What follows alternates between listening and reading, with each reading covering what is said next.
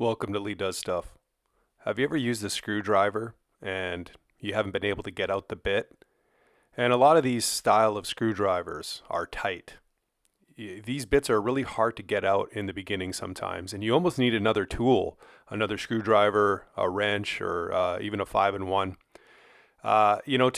To get the bit out, you need to jam it out. I mean, these things are really, really tight in the beginning until they work in. So I'm just going to use a wrench here and pry it out.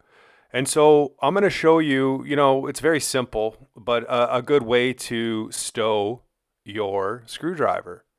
And the best way to do it is to leave the bit slightly out so you can always grab it. Okay, so here we go. I'll leave it slightly out, just like that. And this way you can always grip it. It's easy. And furthermore, once you have it out, then you can use it to get all the other bits moving on the screwdriver. So anyways, I know this is a simple thing, but it makes a big difference in a pinch, especially when you're in a hurry, or you got something that you really need to get done, and you're trying to fiddle with the bit and you just can't get it out. So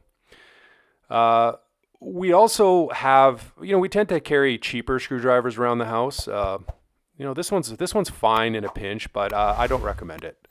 It's not very good. It's very the quality just isn't there. So the first one I was using is just more heavy duty. It even has the ratchet style type to really save the wrist.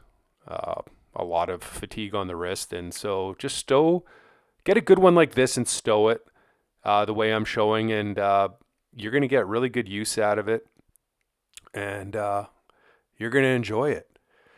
So let's do a bonus on if somebody goes, hey, hand me a Robbie, or hand me a Phillips. Okay, so this is how I remember it. Okay, I go, the square here. Let's take the square bit. This is a Robertson. Okay, so I always go, Robert, he's so square at the dance. He's a square guy. And then on the flip side here, we have the star of the show, which is Philip.